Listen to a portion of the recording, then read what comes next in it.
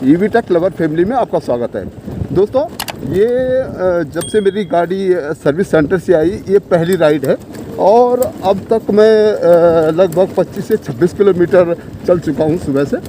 ये एक review video होगा, पूरा वीडियो देखिएगा दोस्तों। आज इसका एक्सपीरियंस मैं आपको बताऊंगा। ये मेरी डेली रूटीन वाला रास्ता है जिस पे मैं रोज़ चलता हूँ। ये देखिएगा, ये वाला रास्ता है। अब सभी कुछ बिल्कुल ठीक ठाक है, लेकिन एक पैनल से मुझे हल्की सी आवाज़ आ रही है। शायद आपको भी ये आवाज़ सुनाई दे रही होगी। और आज ओला जो सपोर्ट की टीम है उनसे मेरी बात हुई। 2 बार उनका फ़ोन आ चुका है, एक बार बेंगलुरु से और एक बार चंडीगढ़ से, क्योंकि ये गाड़ी चंडीगढ़ गई थी तो चंडीगढ़ से भी वहाँ से एक फ़ोन आया। उन्होंने रेटिंग के लिए पूछा कि आप कितना रेटिंग देना चाहेंगे सर्विस का, कि जो गाड़ी का जो आपने एक्सपीरियंस किया है।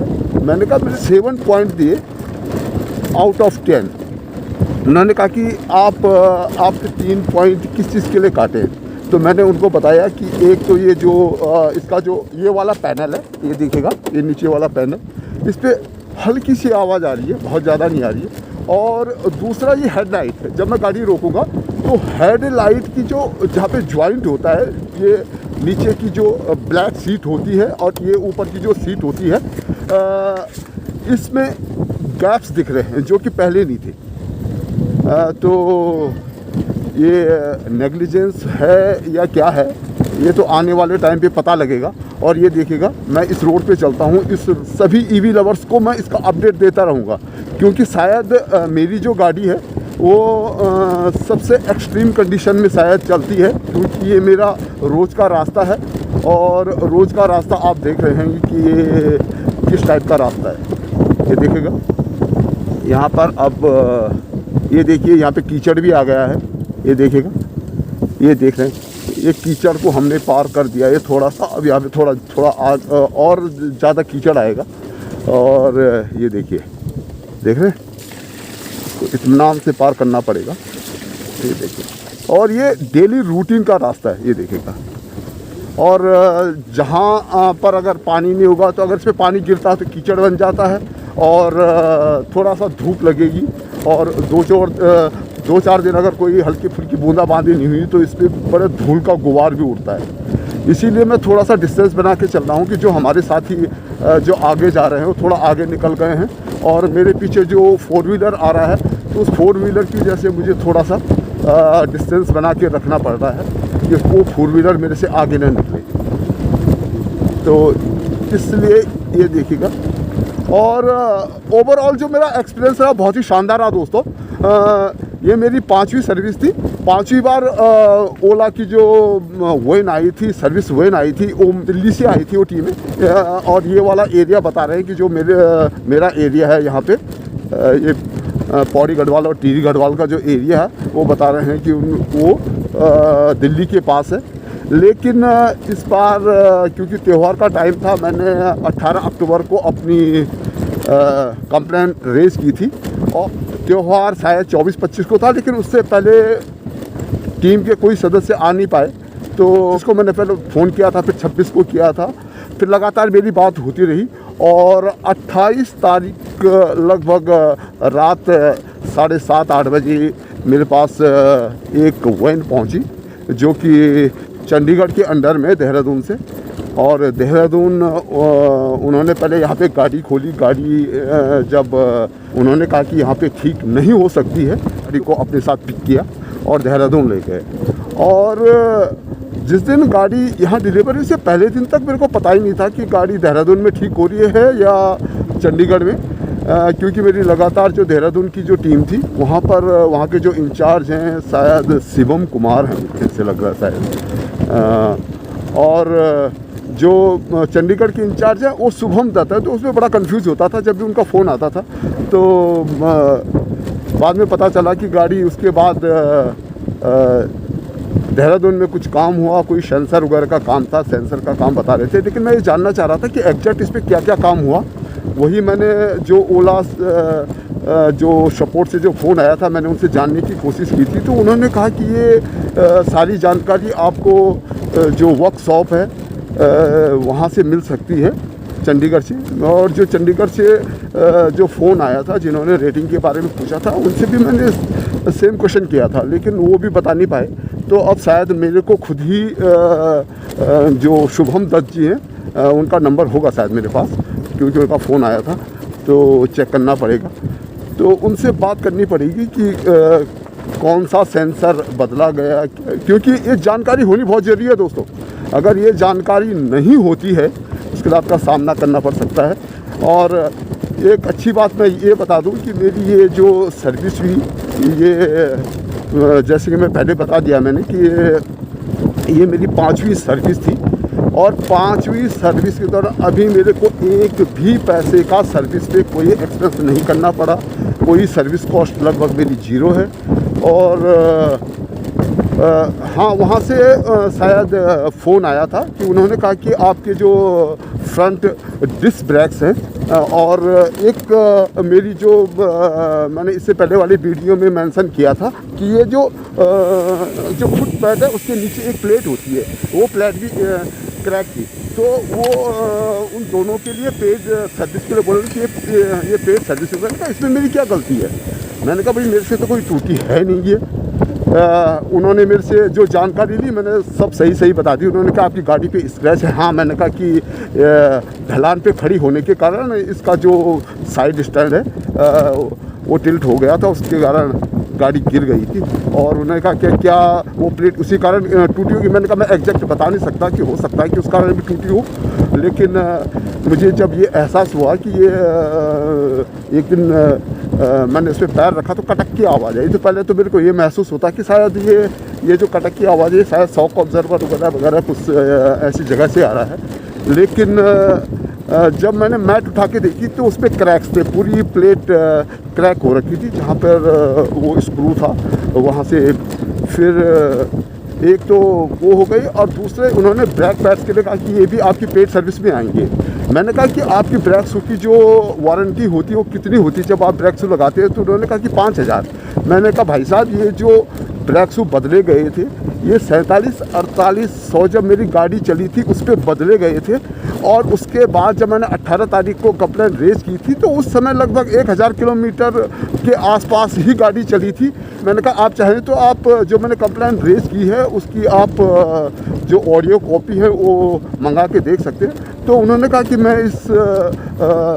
इस पे इंक्वायरी करता हूँ। तो उन्होंने उसके बाद उनका फ़ोन नहीं आया, और विदाउट एनी कॉस्ट जो दोनों पेड सर्विस की बातें हो रही थी, जो फुट मैट के नीचे वाली जो प्लेट है और फ्रंट जो डिस्क पैड है, वो दोनों ही फ्री ऑफ कॉस्ट बदले गए हैं, क्योंकि मैंने बिल्कुल एग्जैक्ट जानकारी दी थी, बिल्कुल सही जानकारी दी थी। तो दोस्तों, जब भी आप अपनी कंप्लेंट रेज करें तो एक चीज़ का ध्यान रखें, आप अपनी जानकारी बिल्कुल सही दें। एक चीज़ का ध्यान रखें कि ओला के पास आपकी पूरी ड्राइविंग का डेटा होता है कि आपने किस स्पीड में चल रहे थे, कहाँ पे चल रहे थे। और क्योंकि जो हमारी ओला है जिसमें कि हमारे अपडेट्स आते हैं, इसमें ऑलरेडी एक जियो का सिम लगा है। और ओला चाहे तो आपकी एक दिन की पूरी, आप कहाँ गए थे, किस जगह गए थे, कितनी तेज़ आपकी स्पीड थी, इस सब का डेटा आराम से ओला इकट्ठा कर सकती है। एक असम वाला जो केस था, जो शुरू में जिन्होंने कि जो ऑनर थे उनके बेटे का एक्सीडेंट हुआ था, तो उन्होंने ओला पे केस करने की बात कही थी, लेकिन ओला ने तुरंत अपना डेटा निकाल के बता दिया था कि उस बच्चे ने लगभग रात को 10 बजे से लेकर 12 बजे तक 4 बार गाड़ी को हाइपर मोड में अपनी जो एक्सट्रीम स्पीड होती है 115-16 उस पर चलाई थी। तो इस प्रकार अगर हम बहुत ईमानदारी से और पूरी जिम्मेदारी के साथ हम अपने कंप्लेंट रेज करते हैं तो निश्चित रूप से मुझे लग रहा है कि ओला बहुत अच्छा काम कर रही है। उनकी जो सर्विस है बहुत ही शानदार है, और इस चीज़ के लिए मैं ओला को बधाई देना चाहूँगा दोस्तों।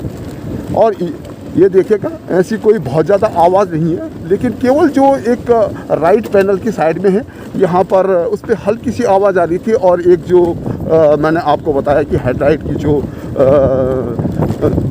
पैनल होते हैं, जो एक कलर पैनल होता है, बॉडी कलर पैनल, और उसके नीचे जो एक ब्लैक पैनल होता है, उसके बीच में थोड़ा सा गैप है, थोड़ा गैप है। वो बल्कि मैं आपको थोड़ा सा आगे आके मैं थोड़ा सा आपको दिखाने की कोशिश करता हूँ। यहाँ पे मैं गाड़ी को थोड़ा खड़ी करता हूँ। ये देखिएगा, ये मैंने गाड़ी खड़ी कर दी और अब आप ये देखिएगा, ये वाले गैप्स की मैं बात कर रहा हूँ। देख रहे हैं, ये पूरा गैप्स है। ये देखिए, ये देख रहे हैं, ये पूरे गैप इस पर आ रहे हैं। ये देखिए, ये पूरे गैप, और इस साइड भी देखिए, ये देखिए, ये पूरा गैप है। ये हिल रहा है। और ये जो टिल्ट कर रही थी, ये बिल्कुल उन्होंने फिक्स कर दिया है। ये अब टिल्ट नहीं हो रही है, लेकिन ये गैप देखिए, ये रह गया है। ये देखिए, ये गैप रह गया। मैं इसकी बात कर रहा हूँ। ईवी लवर्स, वीडियो थोड़ा लंबा हो रहा है, लेकिन पूरा देखिएगा। पूरी जानकारी हासिल करने के लिए आपके लिए बहुत बेनिफिशियल होगा। तो दोस्तों, इस रोड पे चलते चलते मैंने जो बताया, पूरी सर्विस के बारे में बताया, और साथ में गाड़ी को आगे बढ़ाते हुए, और ये जो खूबसूरत दृश्य, ये जो आप हर उसमें देखते होंगे, देख रहे हैं, ये जो आप ये देखिए, ये बद्रीनाथ हाईवे है, नीचे अलकनंदा नदी बह रही है। ये बहुत ही खूबसूरत दृश्य है। देखिए दोस्तों, बहुत खूबसूरत, देख रहे हैं, ये देखिएगा दोस्तों। तो इस प्रकार जो ओला की जो सर्विस है, उसने मेरे को बहुत इम्प्रेस किया, बहुत ही इम्प्रेस किया, और मैं बहुत खुश हूँ। वो आज बोल रहे थे कि क्या जो आपकी प्रॉब्लम है, जो गैप्स हैं, क्या उसके लिए फिर दोबारा आप कंप्लेन रेज करना चाहेंगे, या आपसे आपके पास फिर दोबारा गाड़ी को विजिट कराएं। मैंने कहा नहीं, अभी रुक जाइए, अगर कोई ज़्यादा प्रॉब्लम होती है तो फिर मैं आपसे कांटेक्ट कर लूँगा। और क्योंकि बार बार विज़िट करना भी बहुत सही बात नहीं है, क्योंकि कहीं ना कहीं संसाधनों का ह्रास हो ही रहा है, संसाधनों का लॉस तो होगा ही जब यहाँ पर इतनी बड़ी गाड़ी आएगी। हाँ, इस दौरान अगर यहाँ से अगर किसी की कंप्लेन हुई, तो अगर गाड़ी आती है तो उस दौरान मैं अपनी गाड़ी को वहाँ पर दिखा सकता हूँ।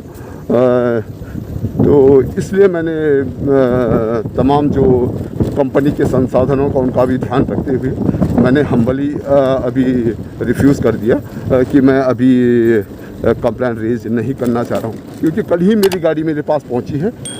आज 7 नवंबर है, और 6 नवंबर सुबह 7:20 के आसपास मेरे को गाड़ी की डिलीवरी मिली थी। तो ये पूरा विवरण है दोस्तों। जो गाड़ी मेरी गई थी वो 28 अक्टूबर को गई थी, और 6 नवंबर को मेरे को गाड़ी डिलीवर हो गई थी। सब कुछ ठीक हो गया, और गाड़ी बहुत अच्छी चल रही है। और हाँ, एक चीज़ मैं बताना भूल गया दोस्तों, जो कि शायद ओला ने मुझे बोनस में दिया है। ये देख रहे हैं, इसमें पहले मैंने ये महसूस किया था कि इसमें जब मैं ये लेफ़्ट ब्रेक दबाता हूँ तो केवल पिछड़ा ही ब्रेक लगता था, कॉम्बी ब्रेक नहीं लगता था। लेकिन अब बहुत शानदार ढंग से कॉम्बी ब्रेक लगना शुरू हो गया है, जबकि मैंने एक कंप्लेन में शामिल भी नहीं किया था। बहुत सारी चीज़ें जो मैंने शामिल की थी वो तो सब ठीक हुई थी, लेकिन बोनस में मेरे को जो ये कॉम्बी ब्रेक का जो प्रॉब्लम था, जो मैंने रेज नहीं किया था, उसको भी ठीक करके मुझे दिया गया है। थैंक यू ओला। तो इस प्रकार दोस्तों, मैंने पूरा सर्विस का जो विवरण है वो आपको दे दिया है। और इसके बाद में एक अभी जो मेरी कुल गाड़ी चली है वो लगभग अभी एग्जैक्ट मैं आपको अभी बता देता हूँ। ये देखिए, 6479 6479 किलोमीटर चली है। और जब मैंने गाड़ी भेजी थी सर्विस सेंटर के लिए, उस समय थी 6442 6442 पे वो चली थी। और जब लौटी तो वो 45 था, क्योंकि शायद 3 किलोमीटर उन्होंने वहाँ पर जब गाड़ी को तैयार किया होगा तो उन्होंने गाड़ी की शायद ट्रायल ली होगी, तो 3 किलोमीटर वहाँ पर शायद सर्विस सेंटर में जो इंजीनियर्स होंगे, जो टेक्नीशियन होंगे, उन्होंने चलाई होगी। और मेरे को यहाँ पर जो गाड़ी की रीडिंग मिली थी जब मेरे को वापस डिलीवर हुई, तो उस समय गाड़ी की रीडिंग थी 6445 6445 किलोमीटर, और अभी 79 हो गई है। तो या 3 किलोमीटर में शायद चला था उसने, और आज ही चल रहा हूँ। तो इसलिए दोस्तों, मैं जो वीडियो है मैंने आज बनाया ताकि साथ में टेस्टिंग भी होती रहे, लाइव टेस्टिंग होती रहे। सब कुछ कैमरे पे देखिएगा, सब कुछ कैमरे पर रिकॉर्ड होगा, और आप देखेंगे कि मैं किस रोड पे चल रहा हूँ। देख रहे हैं, ये देखिएगा, यहाँ पर अभी धूल भरी रोड थी और धूल भरी रोड के बाद ये देखिएगा, ये देख रहे हैं, ये पूरी पथरीली रोड है पूरी। इस पर बहुत तेज़ नहीं चल सकते हैं, बहुत तेज़ बिल्कुल नहीं चल सकते इस पर, वरना गाड़ी बहुत जल्दी उसके जो पेच पुर्जे बहुत जल्दी झूलने शुरू हो जाएंगे। और ये जो गाड़ी है इसका जो आवाज़ आने की जो है, मैं इस चीज़ को बिल्कुल एडमिट कर रहा हूँ कि ये इसी रोड के कारण है, क्योंकि मेरा यही रास्ता है। मैंने साफ साफ बता दिया था ओला ऑफिशियल्स को कि देखिए जी, मैं रास्ता तो बदल नहीं सकता, इसी रोड के लिए मैंने ये गाड़ी ली है। हाँ, जब तक मेरी गवर्नमेंट जॉब अगर मेरा यहाँ से ट्रांसफ़र हो जाएगा फिर दूसरी जगह भी चलेगी, लेकिन फ़िलहाल मैं इसी जगह चलाऊँगा। और ओला ने बहुत शानदार गाड़ी बना रखी है, वो किसी भी रोड पर कहीं भी चल सकती है। इस चीज़ को मैं बहुत अप्रिशिएट करता हूँ।